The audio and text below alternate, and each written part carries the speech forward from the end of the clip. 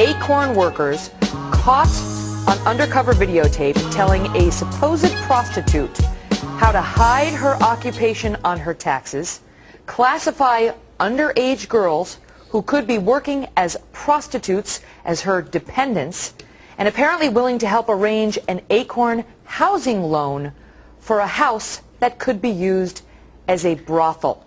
I have been looking at ACORN for 4 to 5 years. I introduced my first amendment to unfund ACORN, at least tracking back through our records, in 2007.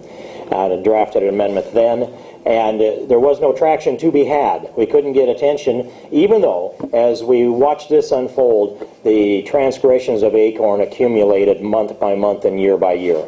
And I would just take you back to the shakedown of lenders that precipitated some of the financial meltdown and the toxic mortgages. Think in terms of ACORN employees bragging about going into a lender's office and pushing his desk off against the wall and surrounding the lender and hollering and shouting and intimidating them and jamming the doorways of the lender's building so they can't do business until they pay off and get the shakedown paid away. And then having ACORN come back later on, so but now you need to make bad loans. Right. Let me make sure there's a code for it, okay? A code for prostitution? You might have to name it something else. I can't think of one moment where ACORN is told the truth. It seems as though everyone has been stating Hannah and I were kicked out of the office in Philadelphia. They were thrown out. Basically got thrown out. People are told, you know, we can't help you. At no point were we kicked out, and at no point were we asked to leave. They never said that she was a prostitute. I'd be prejudiced against her because she's a prostitute. The president of the Philadelphia organization lied to you. The head organizer in Philadelphia lied to you.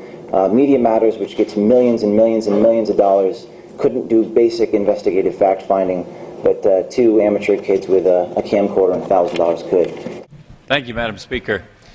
Recently on this House floor, Mr. Boehner was successful in getting the Defund ACORN Act attached to the student aid bill.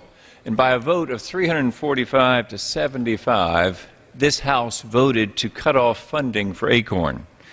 My constituents are very relieved by that, because throughout August I heard from them very clearly that they don't want an organization that's been up to the things that ACORN's been up to receiving federal funds.